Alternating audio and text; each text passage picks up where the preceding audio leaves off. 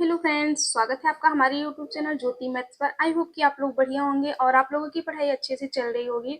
तो फ्रेंड्स, आज मैं आप लोगों के कमेंट्स का रिप्लाई करने आई हूँ, क्योंकि बहुत सारे लोगों ने मेरे इंस्टा आईडी पर आप लोगों ने कमेंट्स किया था सेकंड वाले ऑफिशियल ज्योति पर कि दीदी आपका एसआई का सेंटर कहाँ गया है। काफ़ी लोगों ने मुझसे पूछा था कि दीदी आपका सेंटर कहाँ गया है। और किसी ने तो 14 को ये भी बोला था मुझसे कि दीदी आपको मैंने देखा, आपका सेंटर मेरे वाले सेंटर पर आया था। तो भाई मैं आप लोगों को बता दूं कि मैंने एसआई का एग्ज़ाम ही नहीं दिया। अब क्यों नहीं दिया, मैं आप लोगों को ये भी बता देती हूँ कि मैंने एसआई का एग्ज़ाम क्यों नहीं दिया। क्योंकि मैं फॉर्म ही फिल नहीं की थी। हाँ, मैं फॉर्म फिल नहीं की थी फ्रेंड्स एसआई का।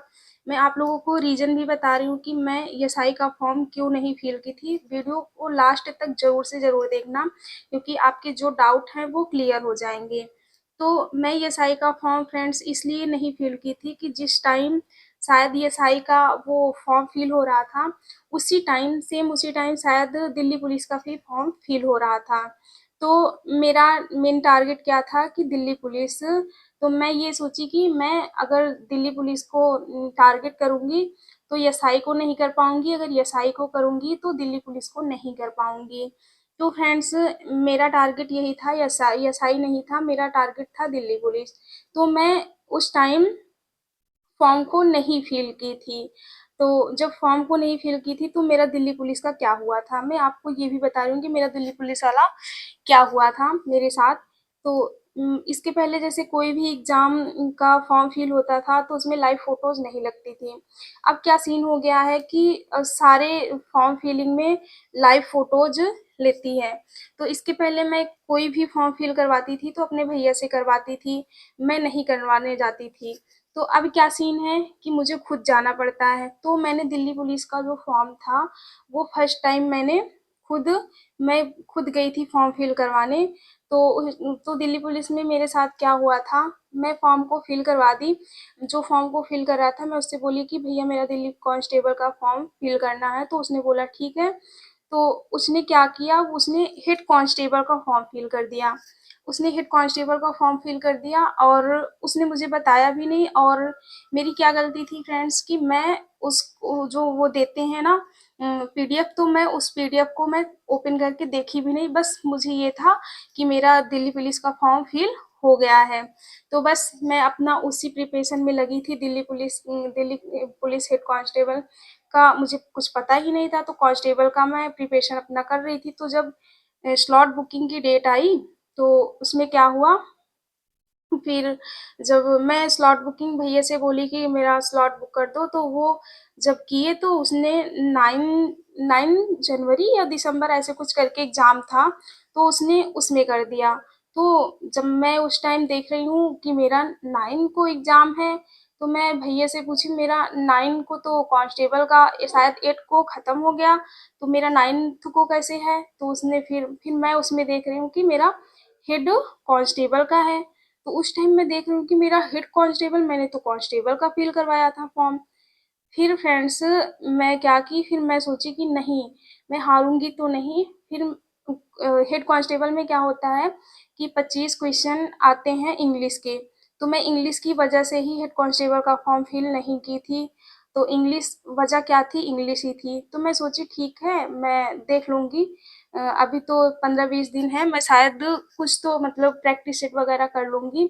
तो हाँ ठीक है, मैं 15-20 दिन में मैं प्रैक्टिस सेट जो था वो कर ली थी, कुछ तो कर ली थी। बट ये था कि नहीं, मतलब नहीं, एग्ज़ाम का जो प्रिपरेशन है वो मेरा अच्छे से फिर नहीं हुआ था, क्योंकि कांस्टेबल का की थी तो हेड कांस्टेबल नहीं हुआ था इंग्लिश की वजह से मेरा। फिर क्या था कि भैया ने बोला कि एग्ज़ाम देने चलना है। फिर मेरा मन अंदर से हो ही नहीं रहा था कि मैं एग्ज़ाम देने जाऊँ, और सेंटर भी मेरा दूर चला गया था। फिर क्या था कि उसी दिन उनका भी कोई एग्ज़ाम था, तो वो बोल रहे थे कि मैं नहीं जा पाऊँगा, पापा के साथ चली जाना।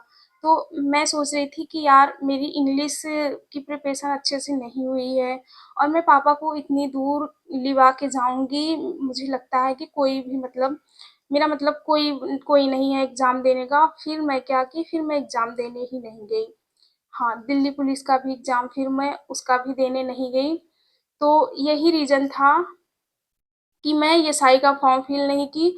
अगर मुझे पता होता कि एसआई का जो है वो दिल्ली पुलिस का पहले हो जाएगा और एसआई का कुछ महीनों बाद होगा तो शायद मैं फॉर्म फिल कर देती। अब मुझे ये नहीं पता था कि हाँ, इसमें मुझे लगा कि अगर दोनों का एग्ज़ाम अगर सेम टाइम हो गया या कुछ 15-20 दिन आगे-पीछे हो गया तो प्रिपरेशन अगर अच्छे से नहीं हुआ रहता है तो एग्ज़ाम देने का कोई मतलब नहीं रहता है। तो मैंने इसी वजह से यूपीएसआई का एग्ज़ाम इस यूपीएसआई का जो फॉर्म था वो फिल नहीं की थी। तो मिल गया आप लोगों के कमेंट्स के रिप्लाई। तो आप लोगों ने क्या बोला फ्रेंड्स कि मैं आपको अपने वाले सेंटर पे देखा। अरे भाई, जब मैं फॉर्म ही फिल नहीं की हूँ तो आप लोगों ने मुझे कहाँ से देख लिया। चलो ठीक है, कोई बात नहीं। और फ्रेंड्स, अब मैं किस एग्ज़ाम की प्रिपरेशन कर रही हूँ, मैं आपको बता दूँ। एसएससी जीडी है मेरे पास और यूपी भी है मेरे पास, तो मैं उसी की प्रिपरेशन कर रही हूँ। अगर आप लोगों ने ये भी आप लोगों के बहुत सारे कमेंट्स आते हैं कि दीदी आप जीएस कहाँ से पढ़ती हैं? तो अगर आप लोगों के जीएस के वीडियोज़ चाहिए तो आप लोग कमेंट्स कर देना। तो मैं नेक्स्ट वीडियो में आप लोगों के लिए इसका वीडियोज़ बना दूँगी कि मैं जीएस कहाँ से कवर करती हूँ। तो फ्रेंड्स, वीडियो कैसा लगा कमेंट्स में ज़रूर बता देना। वीडियो को ज़्यादा से ज़्यादा शेयर कर देना, लाइक कर देना।